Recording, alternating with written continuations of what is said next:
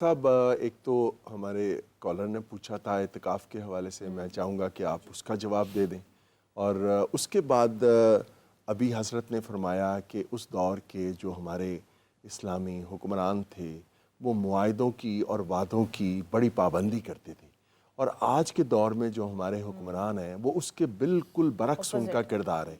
वो U turn लेते हैं, वो वादा खिलाफ़ी करते हैं, वो ज़ुबान की और वादे की पाबंदी नहीं करते। तो इस पे भी थोड़ी रोशनी डाल दें। जी डाल देते हैं इंशाअल्लाह। देखिए, जो इत्काफ़ वाला भाई ने सवाल किया था उसके लिए सुन लें कि वो सवाल अगर तो मर्द के लिए था तो मर्द के लिए मसनून इत्काफ़ मस्जिद में शर्त है, वो घर में नहीं बैठ सकता। सही। और मसनून इत्काफ़ की फिर और कई शराइत हैं जिनमें वज़ू अपना रोज़ेदार होना अगर कोई मजबूरी हो डॉक्टर साहब कि वो मस्जिद तक ना जा सकता सर हो। देखें, ये मसनून सुन्नत है, तो जिसकी मजबूरी है उस पर तो ये लागू ही नहीं है ना। बिल्कुल अपने आप को मुशक्कत में क्यों डालना है? बिल्कुल सही। इवन कि आपको फ़र्ज रोज़ा है, कुरान कहता है मरीज़ हो तो रोज़ा नहीं रखना, मुसाफिर हो तो रोज़ा नहीं रखना, नमाज का सर इस्लाम में कोई सख्ती नहीं है, ये सब हमारी बनाई हुई सख्तियाँ हैं। तो आपको थोड़ी सी रियायत है, आपको थोड़ी सी अपने ऊपर शाख गुजर है, कोई इबादत नहीं ना करें, ईजी फील करें। नमाज खड़े होकर नहीं पढ़ सकते, बैठ के नहीं, लेट के नहीं, इशारे से, तो कोई प्रॉब्लम नहीं। तो मर्द अगर बैठना चाहता है, उसके घर में कोई इशू नहीं है, कोई बीमार नहीं है, हल तक के फ़ोका ने यहाँ तक लिखा घर में बीवी बीमार है, बच्चा बीमार है, माँ बीमार है, तो वो इत्काफ़ नहीं बैठ सकता, उनकी खिदमत करे। एक सहाबी रसूलुल्लाह के पास आया, वो कहता है मैं जहाद में जाना चाहता हूँ। हज़ूर ने फरमाया माँ जिंदा है, कहता है हज़ूर ने चलो वापस, माँ की खिदमत करो, जहाद का अजर मिलेगा। तो इस्लाम का ये पैराडाइम है। तो और ख़वातीन के लिए अफजल और औला ये है कि ख़वातीन घर में इत्काफ़ करेंगी, शराइत वही होंगी, मसनून इत्काफ़ रोज़े के साथ होगा। और अगर कहीं ऐसा इज्तमा है जहाँ पर्दे की बिल्कुल पूरी पाबंदी है और वो शराइत मुकर्रर हैं और तालीम व तरबियत का घर से बेहतर तमाम है, तो फिर वहाँ बैठा जा सकता है। एक बात। दूसरी बात, जो फ़तह मक्का और ये सारा तसलसल चल रहा है उसमें वादों की पासदारी बड़ा इंपॉर्टेंट है। देखिए, रसूलुल्लाह सल्लल्लाहु अलैहि वसल्लम ने फरमाया कि जो वादे का पासदार नहीं, उसके दीन का भी एतमाद नहीं। ला अहदा लिमन ला दीन लिमन ला अहदा। जिसका जो वादा ही नहीं पूरा कर सकता बंदे के साथ, उसके दीन का क्या एतमाद है? यानी जिस पर एक बंदा मोमिन एतमाद नहीं कर सकता, उस पर अल्लाह कैसे एतमाद करे? समझिए। तो लिहाजा वादा एक ऐसी चीज़ है जो आपकी शख्सियत का वज़न मुतय्यन करता है। सही। आप कितने वज़नी हैं, आप शख्सियत कितनी, आप अपनी शख्सियत में कितनी आपकी वैल्यू है, आप अपनी ज़ुबान के कितने पासदार हैं। आप देखें रसूलुल्लाह सल्लल्लाहु अलैहि वसल्लम, आले बैत अतहार, सहाबा कराम, ऐसी वादे की मिसालें हैं कि उन्होंने बड़ा कुछ कुर्बान कर दिया लेकिन एक वादे से पीछे नहीं हटे। करबला भी एक वादे की इफ़ा था। करबला क्या था? एक वादे का इफ़ा था। सुलूल हसन क्या थी? एक वादे का इफ़ा था। हज़ूर ने फरमाया था इन्ना बनी हाज़ा सय्यदुन, ये मेरा बेटा सरदार है और ये दो मुसलमानों के ग्रोह में सुलह करवाएगा। ये वादे थी। कितना आप छोटी सी ख्वाहिश अपनी तर्क नहीं करते किसी के वादे के लिए। तो वादा कुर्बानी चाहता है, वादा इशार चाहता है। और हमारे यहाँ वादा पता है क्या है? हमने हर शय को सर एक ज़बरदस्त किस्म की मुनाफिकत को, हिकमत का टाइटल, मुनाफिकत की बोतल के ऊपर हिकमत की पर्ची लगा के हम उसको बेच रहे हैं। समझ आइए। और हम इतने, हमारे यहाँ पता है क्या हो गया? सूद की टर्म बदल गई है, मुनाफिकत की टर्म बदल गई है, फहाशी की टर्म बदल गई है, मॉडर्निज्म। हमने पता है क्या किया है? हम वो लोग हैं जिन्होंने कदरों के उन्वानात बदल के जो जवाल पजीर कदरें थी उनको अरूज के टाइटल के अंदर डाल के बेच रहे हैं। हम वो लोग हैं। अच्छा डॉक्टर साहब, मुझे एक वाकया याद आ गया इस पे जो आपने अपनी और हमारी जो हालत बताई।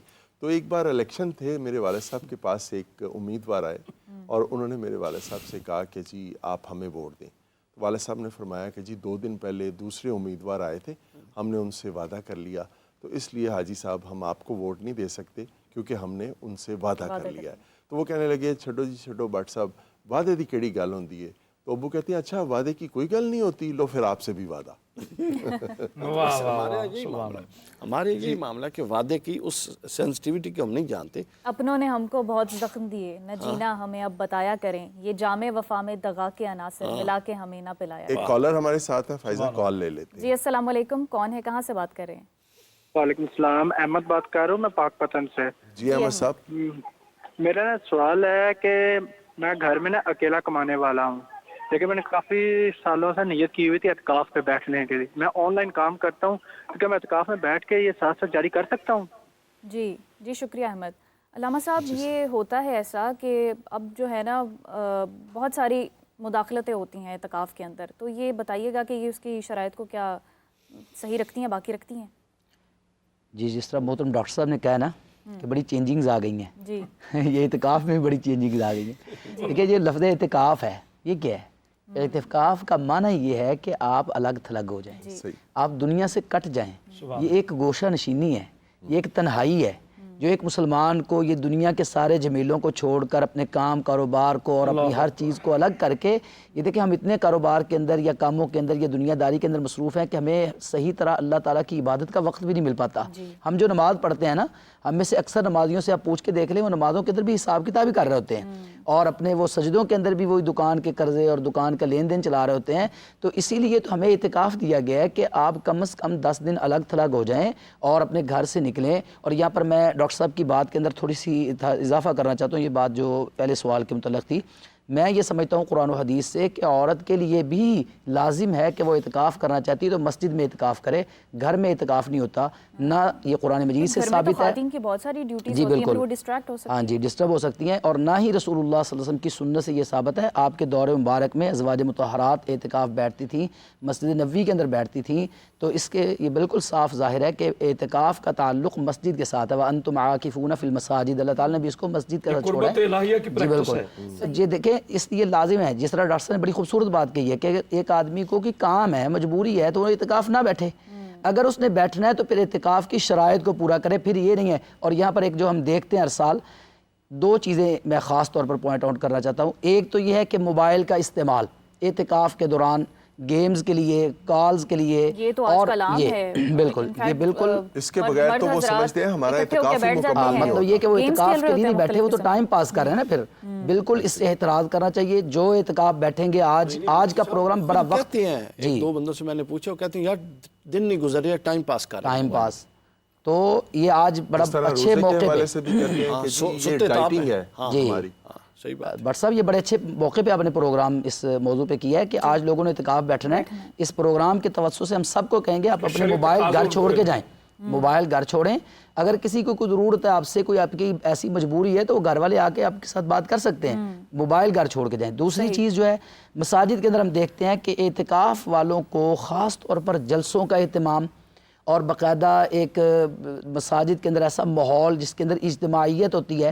دیکھیں رسول اللہ صلی اللہ علیہ وسلم سے بڑا نہ کوئی خطیب تھا، نہ کوئی واعظ تھا، نہ کوئی عالم تھا، نہ کوئی داعی تھا، نہ جس کی کسی کی ذمہ داری اس سے بڑھ کر. لیکن رسول اللہ صلی اللہ علیہ وسلم نے اعتکاف کے اندر انفرادی عبادت کو ترجیح دی ہے. یہ جلسے، یہ درس اور اس طرح کی بات، ہاں علمی مجلس کوئی قائم کی جا سکتی ہے جس میں کوئی سوال و جواب ہوں، یا کوئی ایک ایسی مجلس چھوٹی بہت جو جس کے اندر ان کی تربیت کی جا سکے. لیکن باقاعدہ سارا دن یا ساری رات جس طرح ہم آج کل دیکھ رہے ہیں چل نکلا ہماری مساجد کے اندر سلسلہ، یہ بالکل درست نہیں ہے. سنت سے ہٹ کے ہم چل رہے ہیں. اعتکاف اصلاً الگ تھلگ ہو کے انفرادی عبادت کرنا، یہاں تک کہ مسجد میں رہنے کے باوجود ایک خیمہ بنا کے اپنے اس خیمے کے اندر رہنا. ذکر اللہ خالیا ففاضت عیناہ کی عملی تصویر بننا کہ الگ بیٹھ کے اللہ کا ذکر کرے اور آنکھوں سے آنسو بہ رہے ہوں.